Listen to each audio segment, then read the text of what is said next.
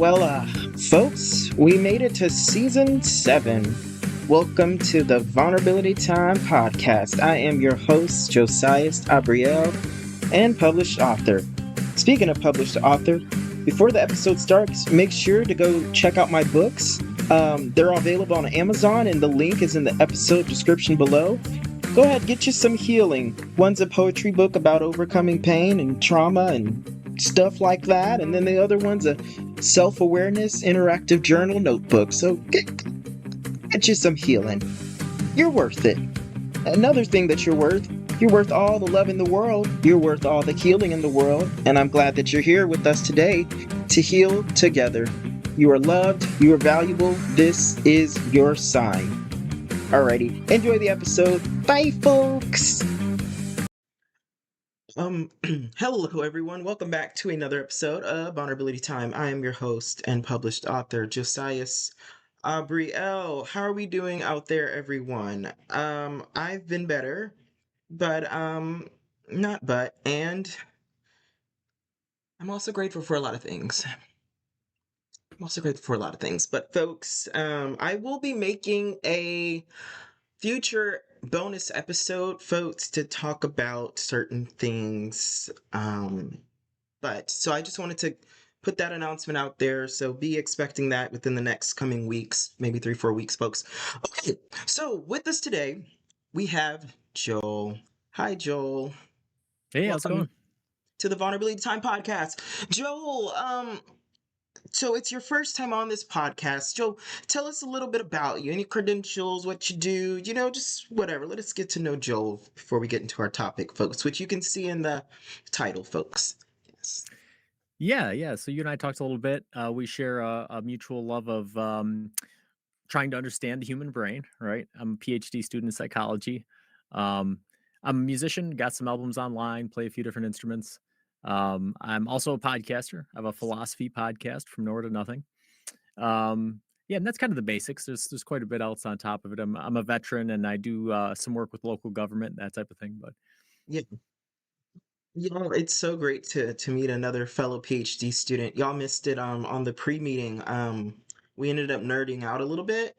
Um so we love that. Okay, Joel, so if you could do me a favor after this call, go ahead and send me any links that you want to promote. So your podcasts, your music, anything that you want to promote. I respect boundaries, so you don't have to send anything. But if you would like, so that folks can go into the episode description below and support you and stuff like that.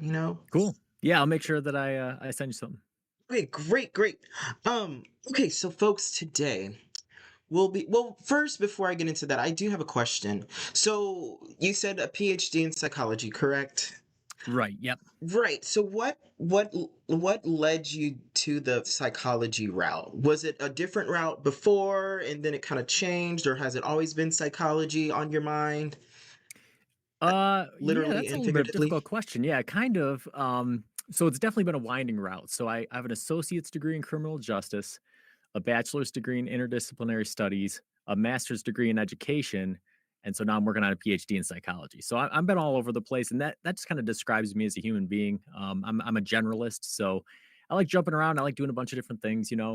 But with psychology, I ended up choosing that for the PhD because of my interest in philosophy. I love philosophy.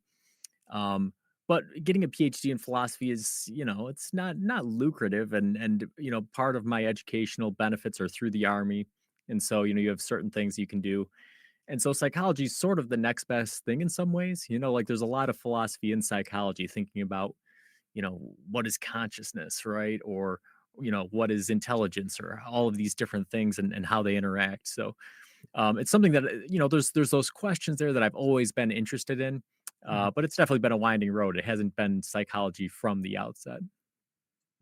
So you mentioned philosophy, and you mentioned that like you have philosophy, a podcast that's more like philosophical, right? Yeah. Okay, so were you kind of like just born interested in philosophy? Were you, or did that come about? Like, where did that spark come from, or was it just always there? Yeah, you know what? I would go as far as to say everybody's interested in philosophy. Philosophy just has the world's worst marketer, right? Because yeah, I didn't really know what it was until I was a freshman in college and had to take a class. And so I said, I'll try philosophy. People say that it's kind of easy. And I don't know what it's about, something about dudes with big beards and dusty books, people are mad at the world, whatever. Um, and I took the class and it just wasn't like that at all. The philosophy professor was this guy that was, very energetic and very interested in letting students speak their minds about things and debate each other and develop concepts. And really what I found out in that class was that philosophy isn't about the old guys and the dusty books and all that stuff, right? What it's about really is critically thinking about anything. And that's one of the taglines on our shows. We talk about how everybody's a philosopher and anything's philosophical, right? So we've done episodes on big topics like God and time. And we've also done topics like Disney princesses and pets, Mm. because you can think about those things Right. in a deep philosophical way that adds to your understanding of them. So from that regard, I think that I've always been philosophical, right? My mom was a big influence on me where when I was young, school wasn't just the 8 hours you were there at the building. Afterwards, she would take us on field trips, right? We go to a field trip to the local dam or to the local museum, and was just always interested in making us, uh, sh- showing us how important learning was. So if you go to the museum and you see a bunch of dinosaur bones and your mom says, "Man, just imagine what this would be like if it was alive. Imagine what this thing would look like." Before you know it, as a little kid, you run around reading all the placards, right? Because it's so cool and interesting. So she kind of put that fire in me. And so my whole life I've just thought about, everything, really. Everything as being really kind of cool and interesting. And that followed me throughout my life. And I think that that's sort of the kernel or the seed or the center of what being philosophical is to some regard. Interesting. So, yeah, that's pretty cool. Um, do you have you ever I don't know if I asked you this, but do you know what the term I don't know what's happening to my words today, folks, but we're here and we're thriving. Um, do you know what the term, not term starseed means? Have you ever heard that term? I've heard it. I don't know that I fully understand it though. Mm, gotcha, gotcha. Oh, okay. Well, I don't want to get off topic, but I always am curious, like those that are like really like into like philosophy, at least from what I've encountered, they have a very unique mind. And I mean that in a great way, like in the best way possible. Me personally, the word unique and the word different, I love those words. And when I tell it to someone or when I have it in my mind, I train myself to be like, that's a beautiful connotation. Like seriously, like yeah, like we learn from people who are different than us, who are like unique, you know. So anyways, so I've always wondered though, like those who are like who have like the unique philosophy, you know, um what's the word, um they just have it, right? Like I'm sure like you said everyone has it, but like they just kind of have that the mind, it seems like, and the energy to like speak on it, and they just make it just so, it just sounds so well, you know. It sounds like a gift of some sorts, I guess. I wonder if they're star seeds. So starseed, it's depends on like what people believe, but like, so when I died when I was 15 and I came back to life, so I died and went on the other side when I was 15, dead, flatlined, all that good stuff. It was horrible, but on the other side was great. That was the great part, but it was the dying part that was, but anyways, so I learned a lot, and I learned like that I'm what they call like a star seed, which basically is like, I don't want to sound crazy. It's vulnerability time. I hope this is not too much, but it's kind of like a star seed is a an entity that incarnates as a human but isn't from Earth. They're from somewhere else, more advanced and things like that. And so I'm just Oh, I was just curious because a lot of star seeds don't know that they're star seeds, but that's like if people don't have to believe it, but that's what I learned on the other side. I learned a lot and experienced a lot while I was dead. Mm. But yeah. Hmm. Yeah, yeah, it's kind of interesting. One of the things you have to do, um, that I find not hard at all, but interesting Hmm. is like when I'm doing stuff for my PhD in psychology, like I have to think very scientifically minded, very empirically minded. But when I'm doing stuff with my philosophy podcast, um, you don't have those same restrictions, right? You're restricted to rules of Hmm. logic and critical thinking and that type of stuff, but you're allowed to speculate a bit more than you could otherwise. So you're right, Yeah. if you want to talk about star seeds or what happens after death, right? From a psychological viewpoint, I have to say, I can't comment on that. Mm. But then on the philosophical side, right?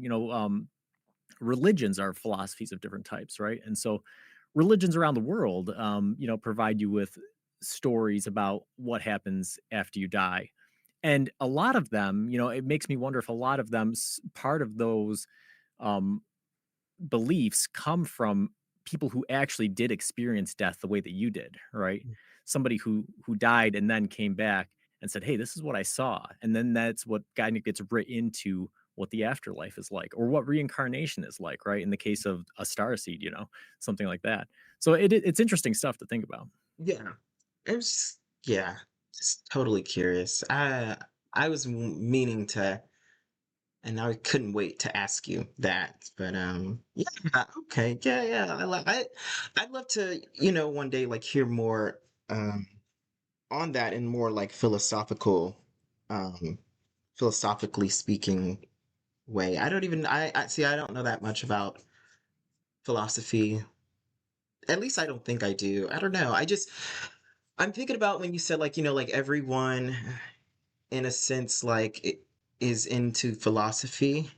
I mean I agree. I just never like saw it like that. And so I'm just like, oh, okay. Like I never like associated Yeah, I those think two that, together, but the way everybody's interested in philosophy is those things that they're specifically interested in, right? You can mhm, always find somebody who has their one thing. So, yeah.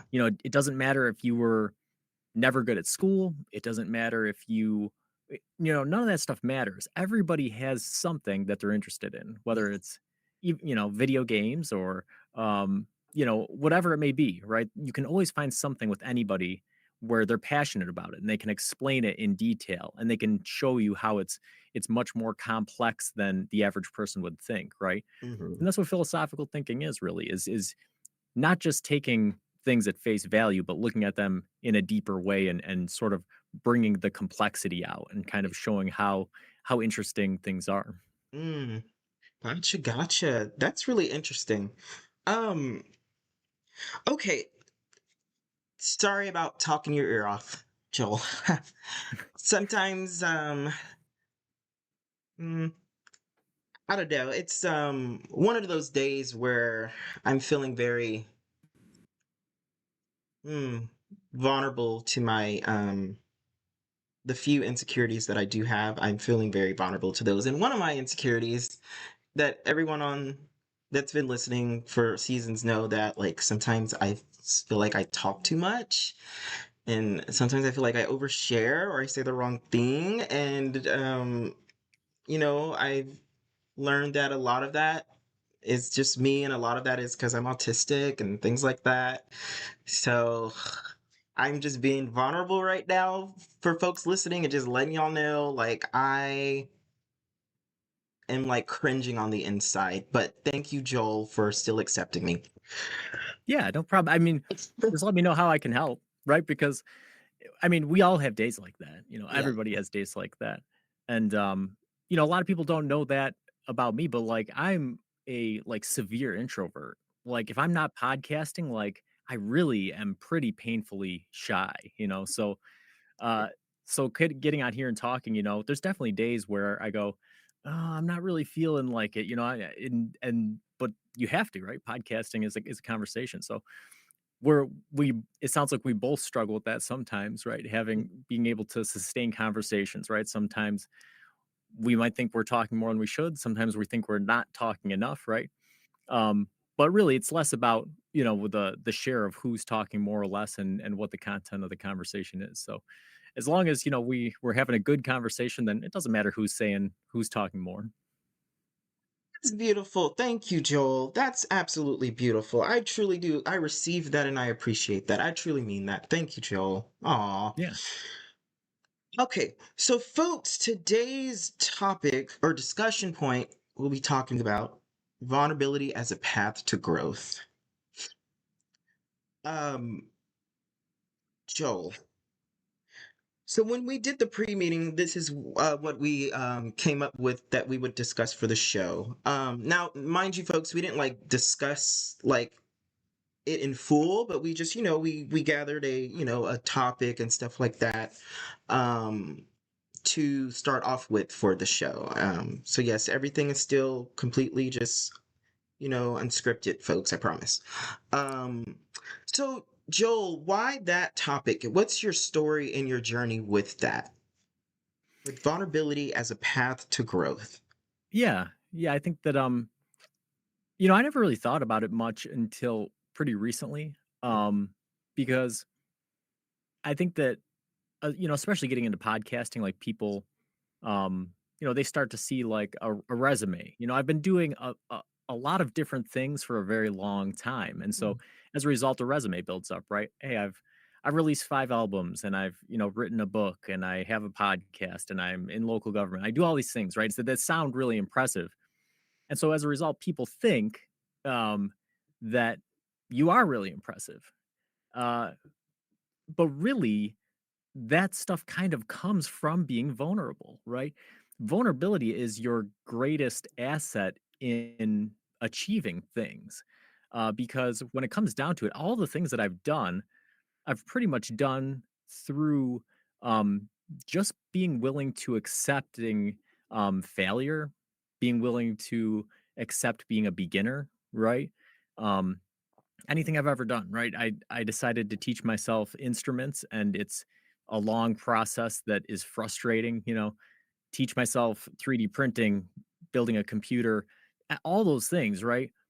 Um, it's not as if you get, you just you do those things, right? You have to be a beginner, right? You have to deal with failing a whole lot and being frustrated and sort of learning how to do it. That's what learning is. Learning is failing, and then learning from that failure and then adapting to it. And so part of, you know, getting part of being a learner is being vulnerable to failure, being vulnerable to critique, right? So that was sort of my view on, and part of it too, what will happen is that um that vulnerability also kind of keeps you humble, right? Because the more things you learn, the more you realize that um, there's a bunch of stuff that you don't know.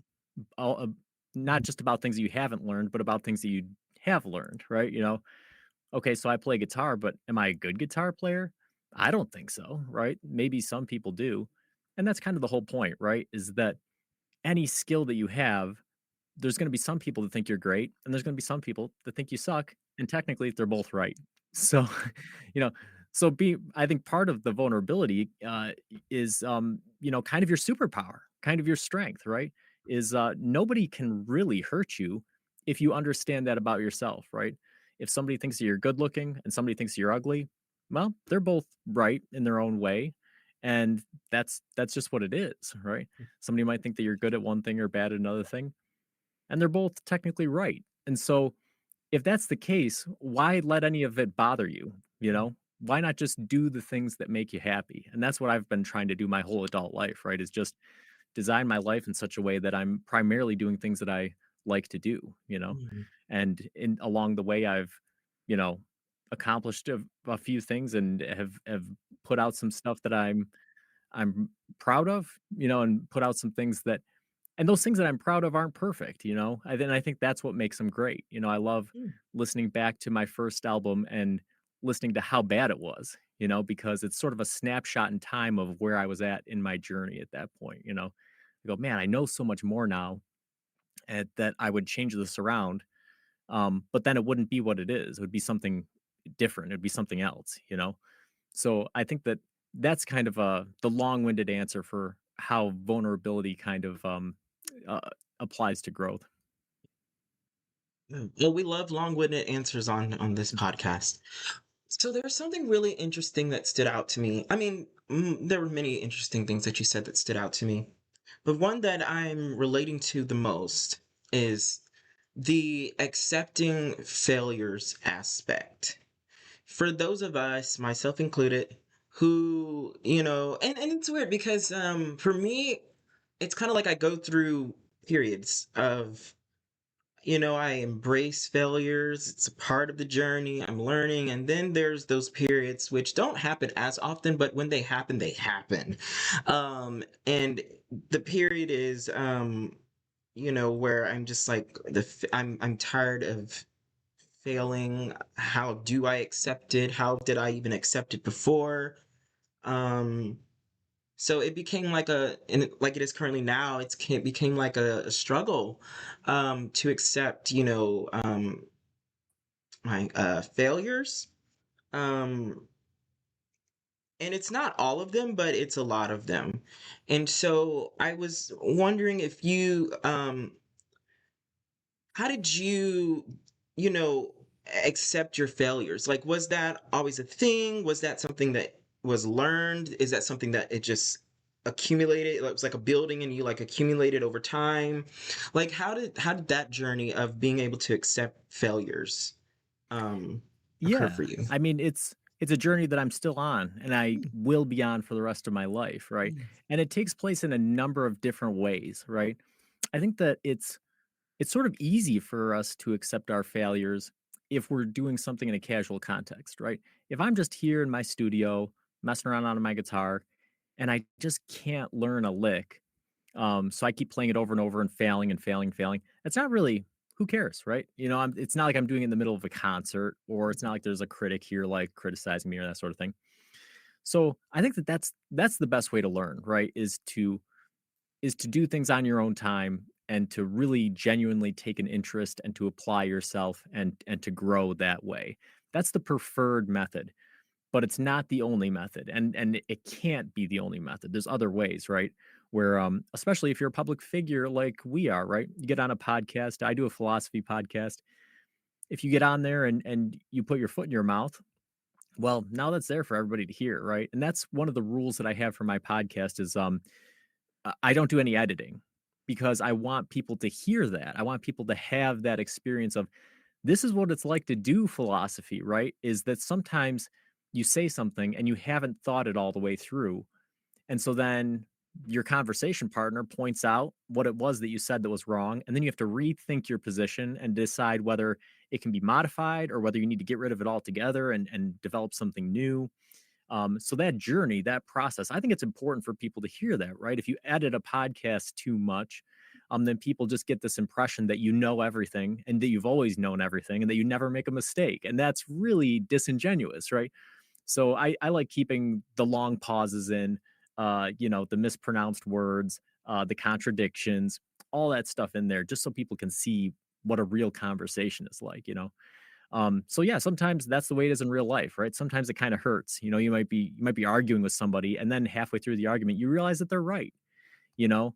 And so you can try to manipulate the conversation to so that it looks like you're right, or you can disengage or whatever. But the honest way to become, a true philosopher, a true learner, a better person, is just to admit that, yeah, it looks like you're right in this case, or it looks like I'm wrong at least, even if you're not right, and I need to reconsider what the position is. So that's a difficult one to learn. That's one that I struggled with, but you learn over time. And then there's other areas, right? It's contextual too, right? There's some things that I have a lot easier time failing at than others. Up until last semester, I had never gotten a B in my life. I had straight A's my entire life, right? And I got my first B in my doctoral program last semester. and like it wrecked me for like 3 days, right? So I'm not going to sit here and pretend that I'm perfect, right? Like as much as I've learned from failure and as much as I know how important good feedback is and all those things, there's still things that trip me up because and that's why I love learning new things, right? Is because when you're a beginner, you expect them. If you're really good at something for a really long time, then you start to think you know it all. And that's really where I was getting with academia, right? I just thought that I was such a good student that I had it down pat, right? And so to finally come into a class and, you know, then and I still struggle with, well, was it a bad teacher, right? You go so many years with you're likely to get a bad teacher once in a while. Um and how much of it was things that were going on in my life at the time and how much of it was just my lack of knowledge, right? And the fact is, it's probably a combination of all three. And that's sort of the important thing when we're talking about our own failures is identifying the context. So when you say, well, I did my best, what does that mean, right? Because I can say that we'll just stick with the guitar, right? If I want to be the best guitar player, um, there are certain things that I have to do in order to accomplish that. And probably one of them would be like, abandoning my wife and my friends and my job and a whole bunch of unhealthy stuff in order to reach this goal.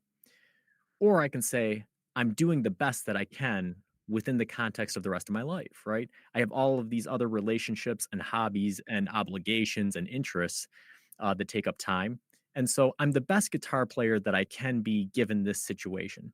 And I think that's a much more healthy way to look at your effort expenditure and whether or not you succeed or fail at something is really contextualizing it and seeing what resources you have to work with and then making your judgment about whether you could have done better based off of that.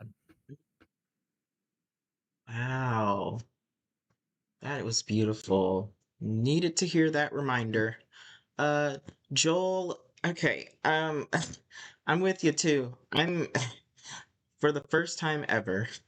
It's so ashamed to say. So, mm, so I made a grade, my first ever C in life ever. One second. Let me get my charger. No, it's not about to die. Well, it's dying, but I think I'll be fine. But anyways, Joel, I got my first ever C in life. I've never made a C in my life. I don't know what that's like.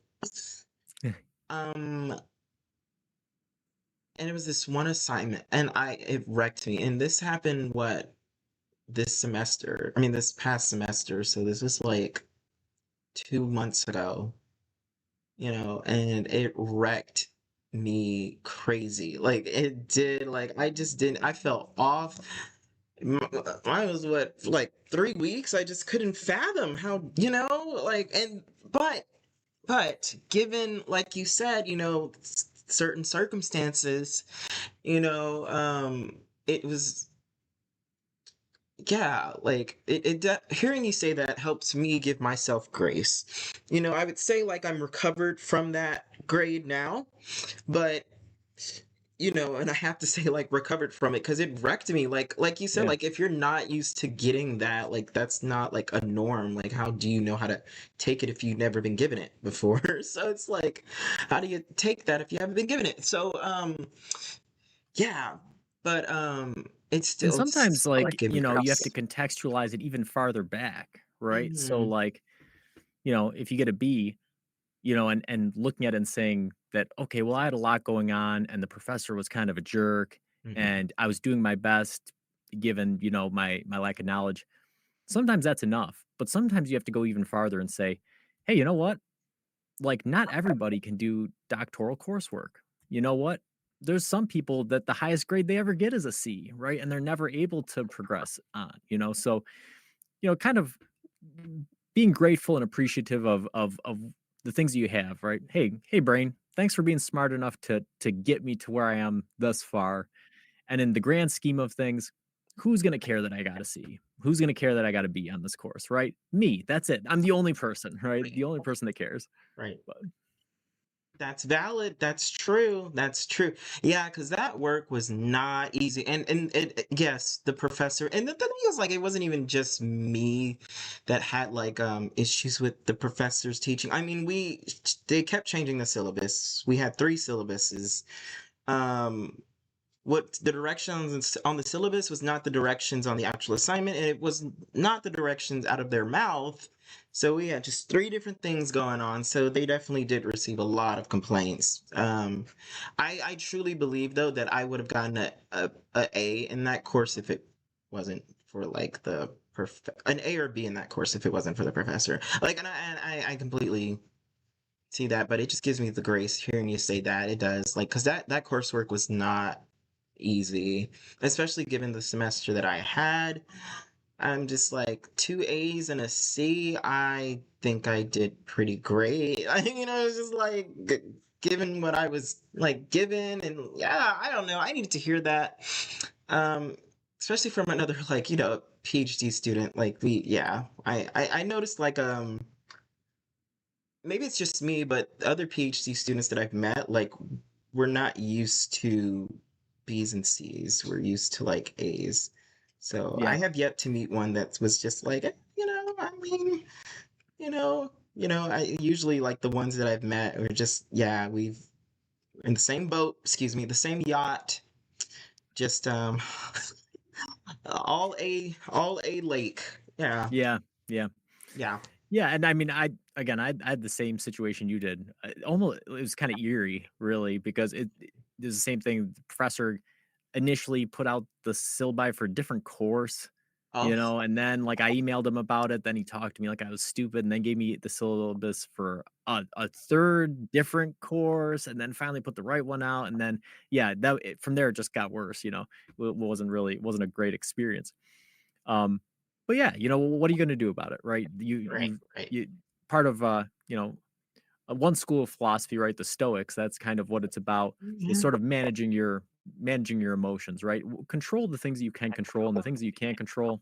Well, why worry about them, right? You can't do anything about it. So, um, easier said than done, right? And it's a lot easier to talk about now, weeks after the fact, than it would have been the day after I got the grade, Right. or a couple days after. But it is what it is. So I like what you meant Stoicism. Okay, so do you also, I'm sure you do, but I'm gonna say it anyway. Stoicism reminds me of Taoism. Yeah, Why? yeah. Because they sound similar, and also because Taoism starts with a T, not a D. And I was like, oh my God, how cool. And so the first time I heard about Taoism was from an old friend. He's like huge in philosophy. So he taught me, he introduced me to the word Taoism, and of course I did some looking up on it. It's been a while, but I know this is kind of off topic, but it is vulnerability time. Oh well. Um, Taoism. So do you know about? I'm sure you do. Oh yes, yeah. Tell us a little bit about what Taoism is. Sure.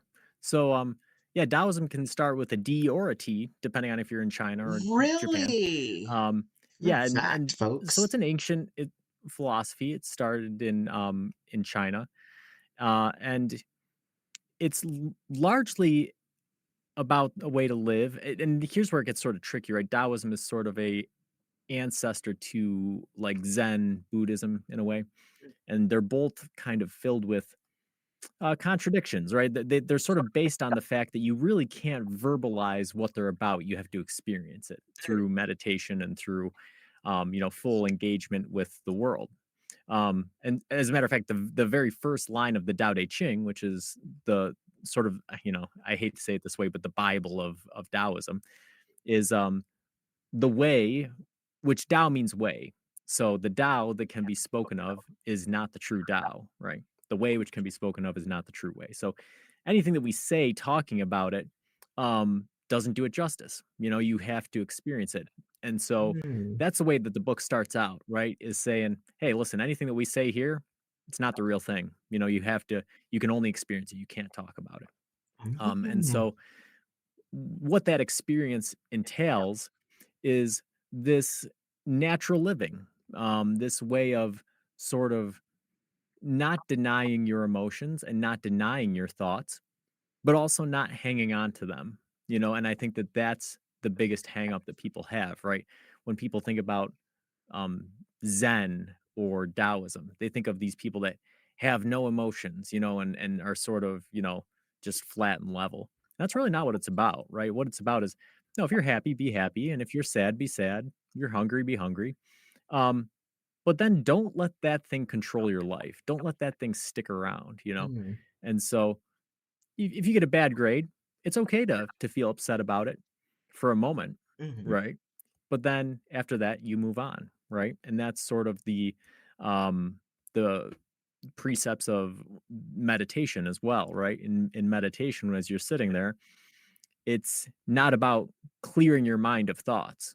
mhm, Because as a matter of fact, one of the ancient Zen philosophers, Dogen, said that you know, the mind secretes thoughts the way the stomach secretes stomach acid, right? You want it to do that. If the mind didn't secrete thoughts, you'd be dead, right? So you want the mind to think. But in meditation, as you think, the point is to let the clouds float through your mind the way, or let the thoughts float through your mind the way clouds float through the sky, right? There it is, you know, and then you acknowledge it, you acknowledge the emotion with it, and you let it go, and you let the next thing come in. And the more you start to do that, and the more you start to sort of focus on the actual moment that you're in and the actual thought that's occupying your mind and sort of putting things in those contexts, uh, the easier it becomes to not let your emotions get the better of you, right? mhm, And I think that that's where this idea of Taoists or Zen people being emotionless comes from, is because they just don't get upset, you know? And so when they don't get upset, people assume they don't have emotions. But that's really not what it's about. mm. It's about experiencing it and then letting it go. Wow. Folks, if that resonated with you, do some more looking into Taoism. Um, Wow, that's really cool. Because I know a lot of people listening, they're like huge in philosophy. And even if, folks, even if you're not, like, just look into it. I think it's really cool to just, to know these things. Challenge your mind and learn little at least not maybe not every day, but take it easy on yourself, but to continue to learn. Um, okay. So I have a question before we end. Um, have you had someone like on your podcast come and talk about like the afterlife or Taoism I before? don't think that I have had anybody Mhm. talk about either of those specifically. Okay, gotcha. I was about to say, send me the episode. I want to hear it. I want to hear it. Yeah, Um, we talk about them like interspersed quite a bit because mm, so usually on our we look at like one or two words per episode, right? ooh, But there's lots of crossover. So we talk about, Zen and Taoism, it creeps in quite a bit, but I don't know that we've ever done a whole episode. So, the mm, afterlife, I'm trying to think if we did do one on the afterlife or not, because we've talked about, different religions and different philosophies so often. I don't know if mm. yeah, I'd have to check into that. We might have done one on the afterlife, but I'm not sure. Okay. If we have, I'll send it to you. Yes, please do. Okay, wow. Well, I think that was beautiful. I think the way articulated Taoism, I think it was very digestible and understandable. Because when I looked it up, I mean, I just was having a hard time like understanding um it, which tends to happen when I look up like most like philosophical like videos. Because there's these two YouTube channels. One's I'm not gonna say its name right, but it's Eiselganger. I believe it's German, and then there's other one that's I think it's like the life of philosophy or the art of philosophy.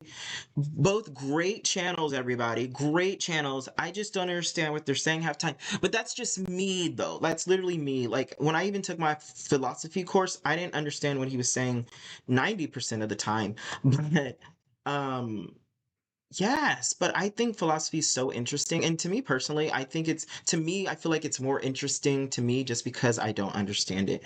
And when I usually don't understand something, I'm more interested in it.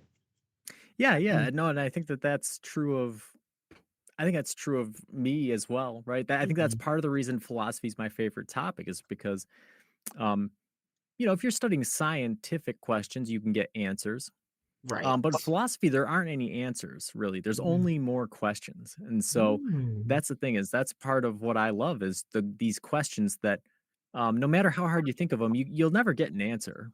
Right. You'll just get more questions, right? And you're certainly not alone when it comes to Taoism because one of the tenets of Taoism is that you can't understand it. So even the masters, right? Um, that's sort of the biggest one of the biggest sins you can make in Taoism would be to say you could understand it, right? So Mm. again, the way which can be spoken of is not the true way. So um, yeah, That's beautiful. So I'm glad we touched on that because you never know who's listening. Someone might need to hear that about, Taoism. Yeah, I think that's amazing. Thank you, Joel, for sharing that. Um, so before we head out, um, we're running out on time here. Joel, is there any final thoughts that you wish to share with us?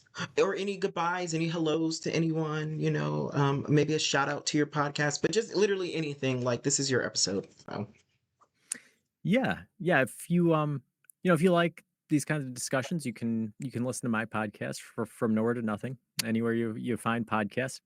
Um, you don't have to listen to all the episodes, but just scroll through the list. I'm sure there's something in there that you might like.